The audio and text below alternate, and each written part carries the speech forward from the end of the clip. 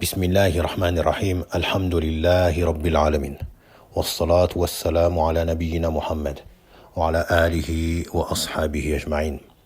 Mes frères et mes sœurs, ce message afin de vous mettre en garde contre un homme qui fut qualifié comme étant le père des Khawarij de notre siècle, de par la croyance qu'il a propagée dans ses différents écrits. Une croyance totalement en accord et conforme à la doctrine et la croyance sur laquelle sont les Khawarij en tout temps et toute époque.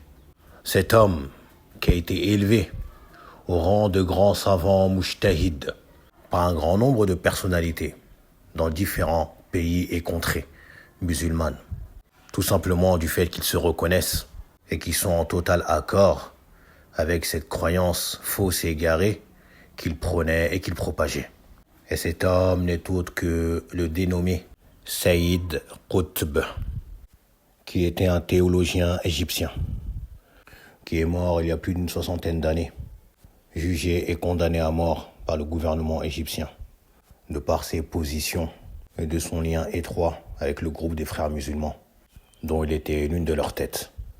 Cet homme, qui malgré cela, a été élevé, comme je l'ai mentionné, au rang d'être un grand savant revivificateur, et bien évidemment par ceux qui penchent vers sa doctrine qu'il prônait, à laquelle il appelait ouvertement, que ce soit dans ses discours ou dans ses écrits. Parmi ses écrits, il y a un livre qu'ils ont surnommé le tafsir du Coran, Fi Dhilal al-Qur'an, sous l'ombre du Coran, dans lequel il prétend faire l'explication des versets du noble Coran al-Azim, bien évidemment s'appuyant sur sa raison, sur ses passions.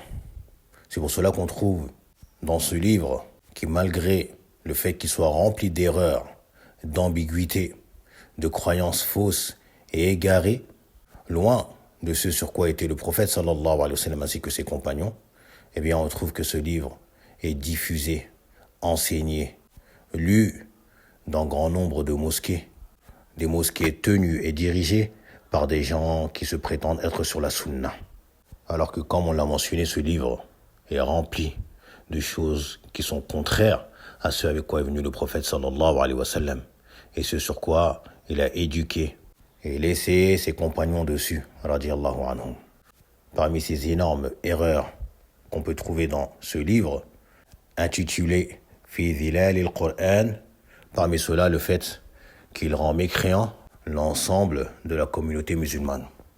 Comme il le dit dans un passage, qu'il n'y a sur la surface de la terre aucun pays musulman, ni aucun peuple musulman.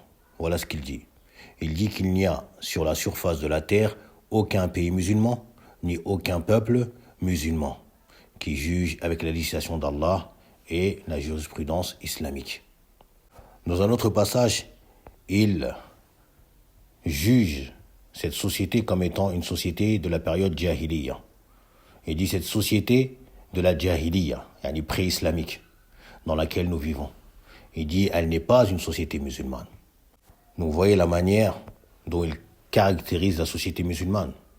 Dans un autre passage, il dit que le temps est certes passé depuis qu'est venue cette religion à l'humanité avec la ilaha illallah, et a certes apostasié l'humanité vers l'adoration des hommes et vers la transgression des religions, et a certes abandonné la ilaha illallah, même si une partie des hommes répète sur les minarets la ilaha illallah. Allahu Akbar. Dans un autre passage, il dit que les musulmans ne font pas le djihad aujourd'hui, car aujourd'hui, il n'y a pas de musulmans qui existent.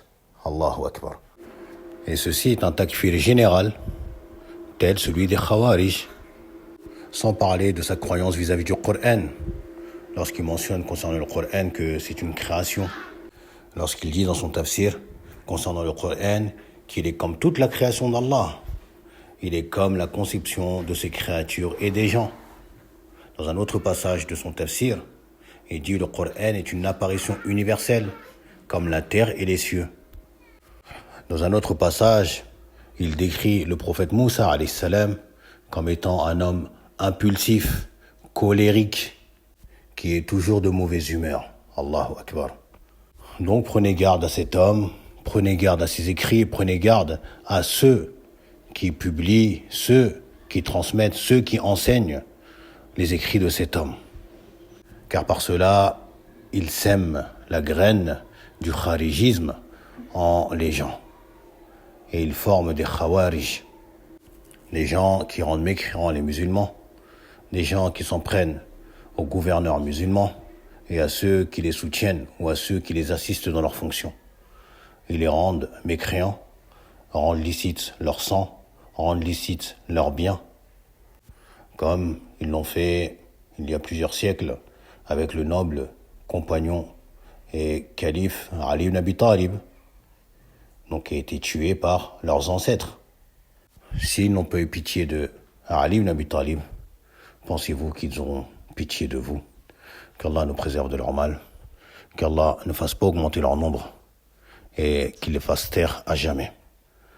Donc prenez garde à tous ces imams, tous ces prêcheurs qui font les éloges de cet homme, qui enseignent son livre dans les mosquées durant le mois de Ramadan ou à autre moment. Et n'hésitez pas à leur demander que pensez-vous de cet homme, et la réponse sera déterminante. En demandant à Allah subhanahu wa ta'ala qu'il nous montre la vérité comme étant la vérité et qu'il nous accorde le suivi de celui-ci et qu'il nous montre le faux comme étant le faux et nous accorde la préservation et l'éloignement du faux et des partisans du faux. Barakallahu fikum.